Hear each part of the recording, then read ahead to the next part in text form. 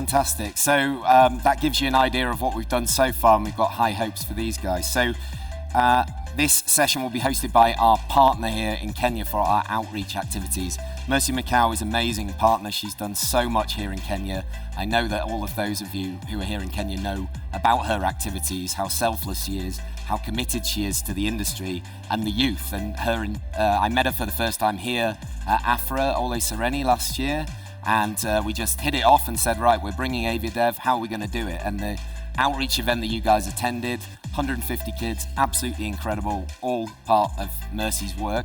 I'd like to introduce her and bring her up onto the stage, and she deserves a massive round of applause. Thank you, Mercy. Hamjambo mabibi na mabwana, now that you're all fluent in Swahili. Ladies and gentlemen, it gives me great pleasure to stand here today. I am delighted with what we've been able to achieve with the youth in the Kenyan aviation space. I founded the Young Aviators Club of Africa some 10 years ago because I realized that there was a gap. The youth needed a helping hand. We all know about the bottlenecks that the aviation industry has at the point of entry.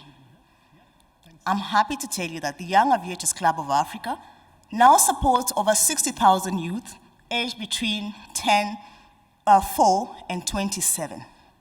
It was not enough to interest them in aviation. We had to walk the journey with them.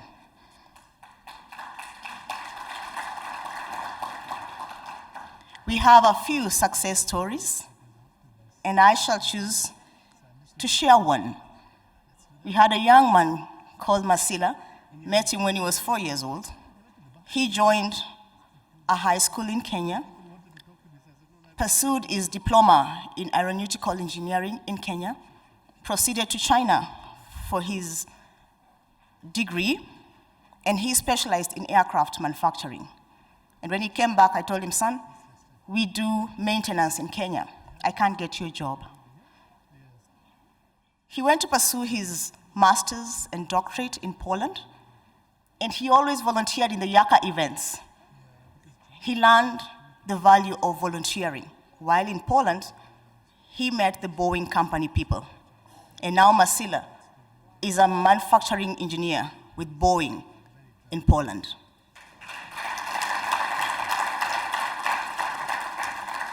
My dream is to see the African youth gainfully employed in the aviation sector in Africa.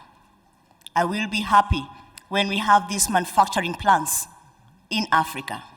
The future is Africa. The future is the youth.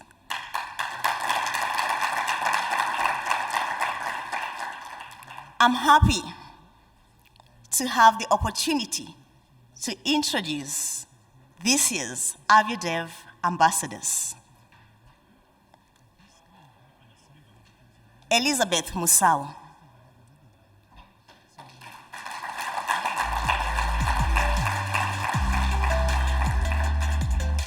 Elizabeth Musau is 20 years old.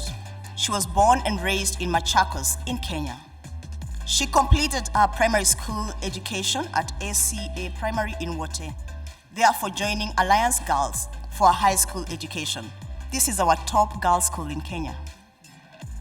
Elizabeth, while at Alliance School, interacted with the Young Aviators Club of Africa, and since then, she has immersed herself in the aviation industry. Currently, she's pursuing aerospace engineering at the Kenyatta University.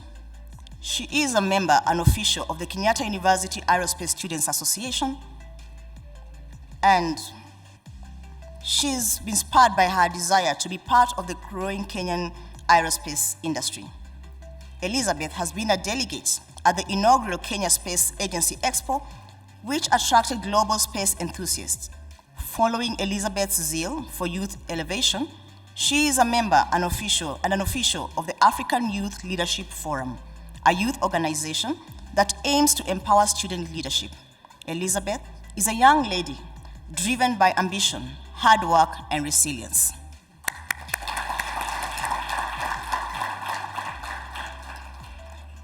Well, When I nurture the youth, I hold both gender, and I'm delighted that we had a young man participate in this as well. Arnold, Anjila.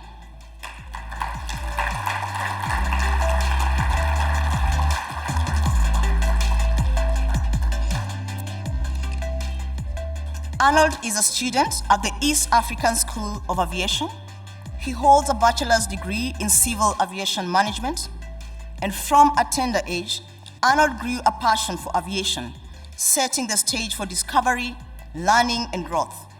Equipped with sufficient industry skills and knowledge in the aviation, gained from the aviation management and economics course he took, Arnold is a respected thought leader of his generation in Kenya. He seeks to drive change towards enhanced air mobility and connectivity, anchored on principles of the single African air transport market. Additionally, Arnold continues to inform and inspire young aviators as the building block of an industry more resilient, adaptable to disruption. Thank you.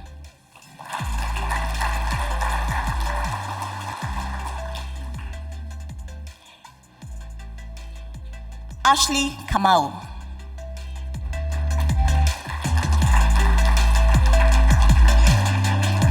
Ashley Kamau is an exceptional student who possesses strong passion for aviation and its potential to transform Africa. Currently, she's a second-year student at Coventry University. She is pursuing a Bachelor of Science in Aviation Management. Ashley's choice of this course stems from her deep-rooted enthusiasm for transport logistics, a passion instilled in her during her formative years by her parents. She had aspired being a commercial pilot and even enrolled at the Kenya School of Flying. However, she was forced to step down due to lack of sufficient finances. Throughout her academic journey, Ashley has gathered a lot of recognition for outstanding leadership skills and active involvement in the Kenya Scouts Association. Notably, in the year 2016, she led her team to a resounding victory in the National Scouts competition that was held in Zimbabwe, surpassing 25 other teams that were there.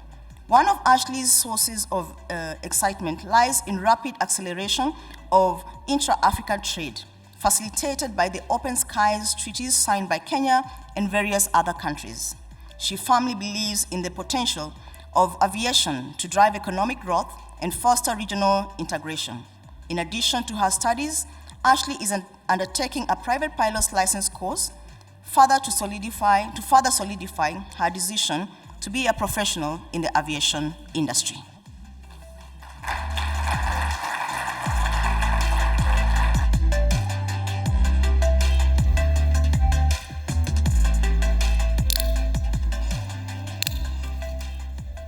The youth have not been left out in the current affairs that are in the aviation industry.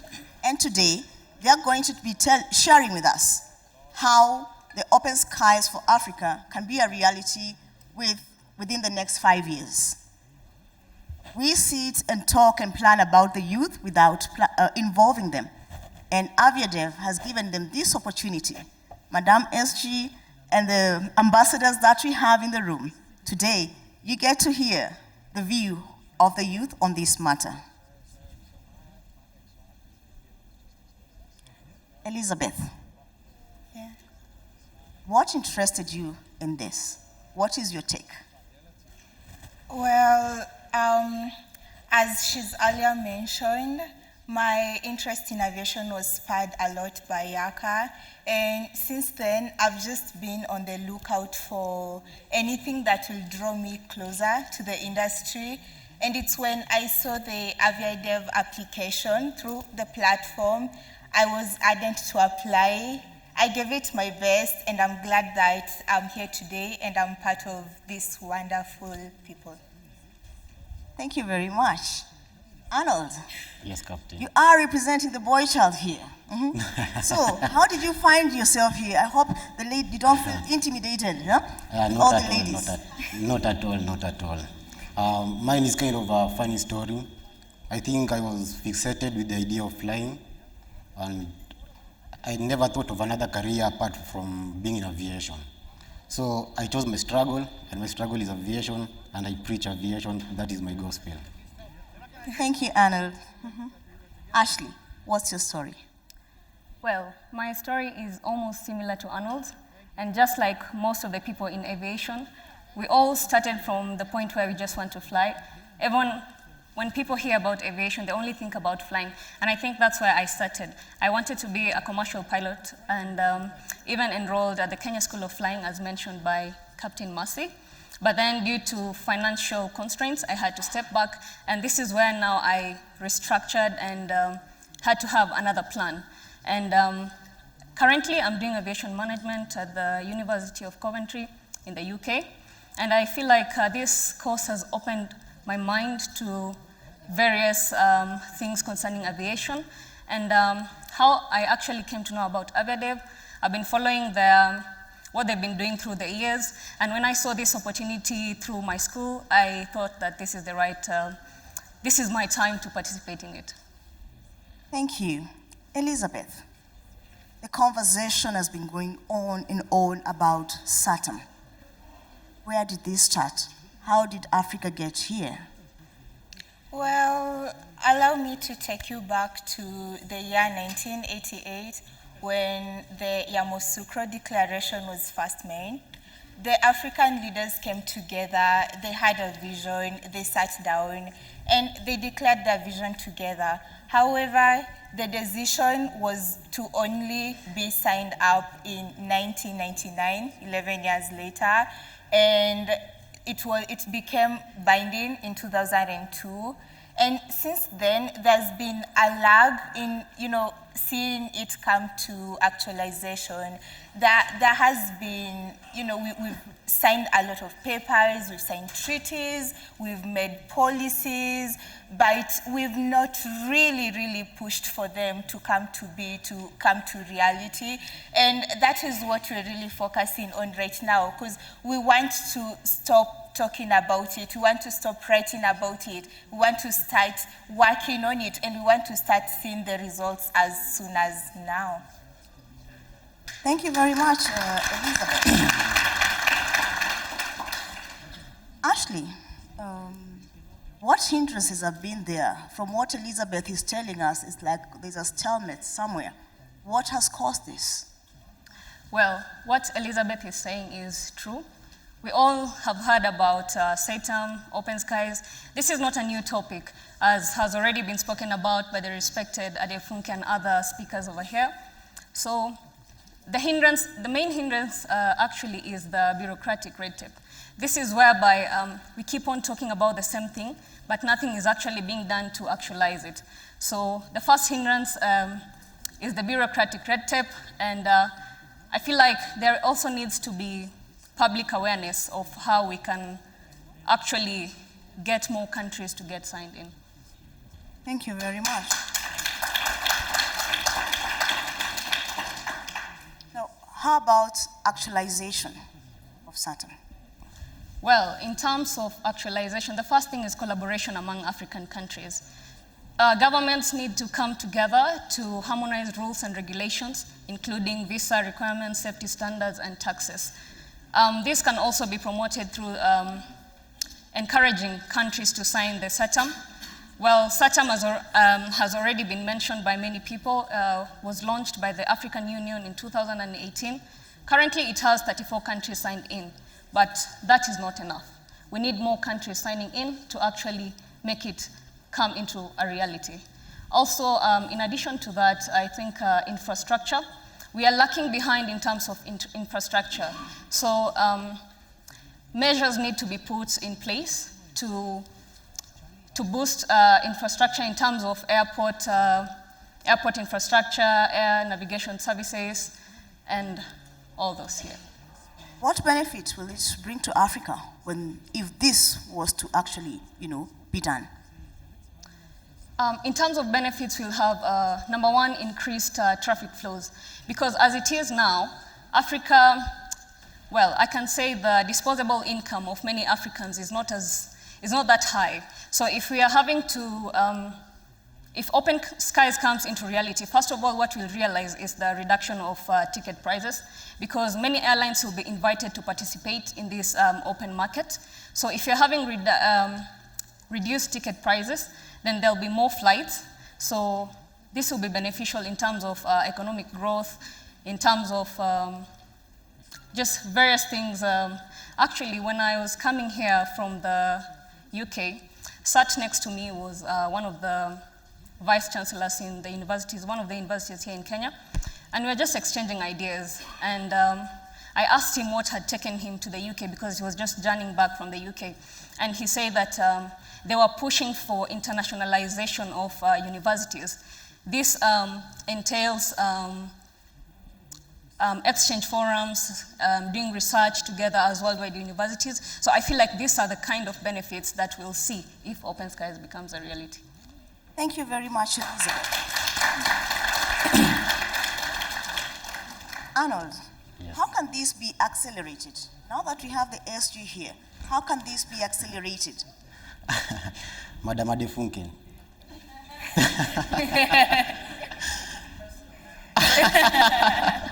Not really. I think basically we need to celebrate the achievement of AFCAC, but also we need to critique it.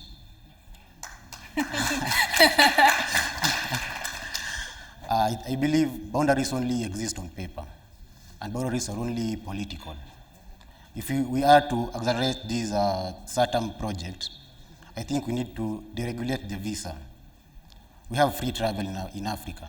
Africa Continental Free Trade Area is the largest free trade area in the world, but we are constricting ourselves through our boundaries.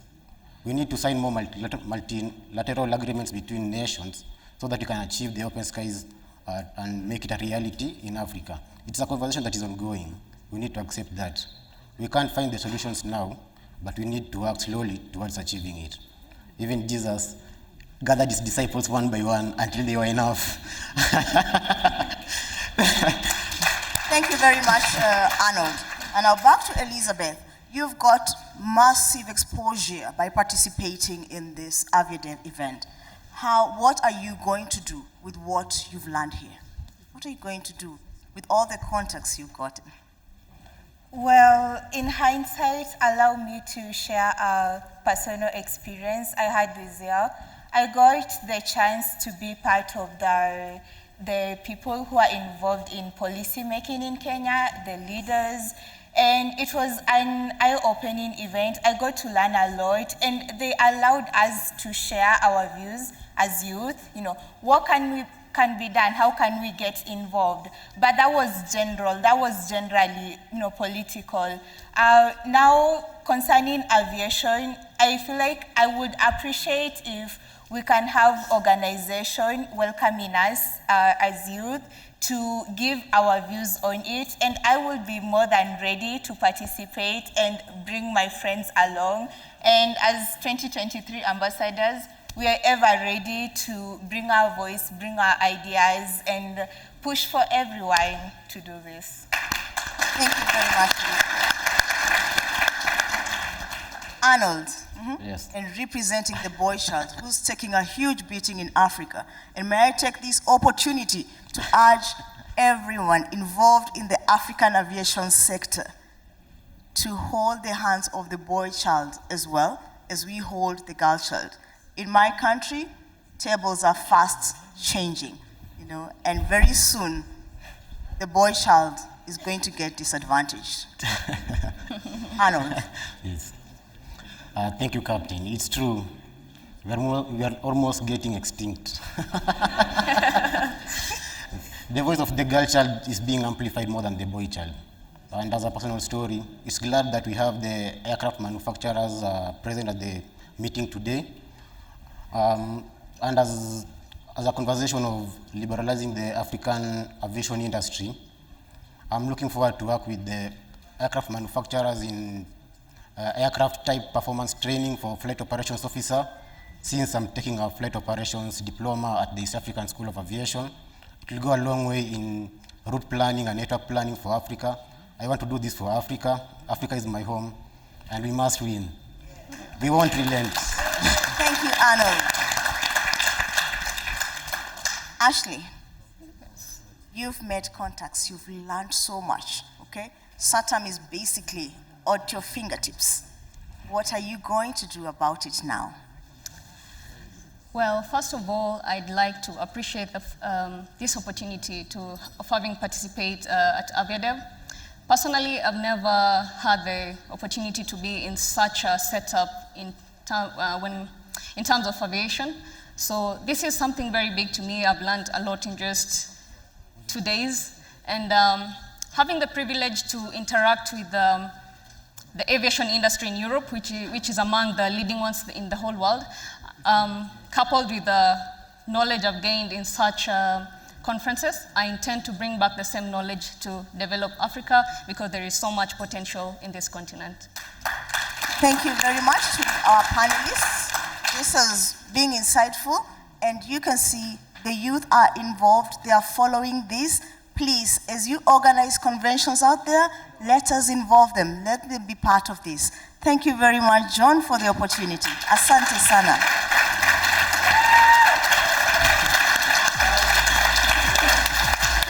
Elizabeth, amazing. Thank you, Arnold.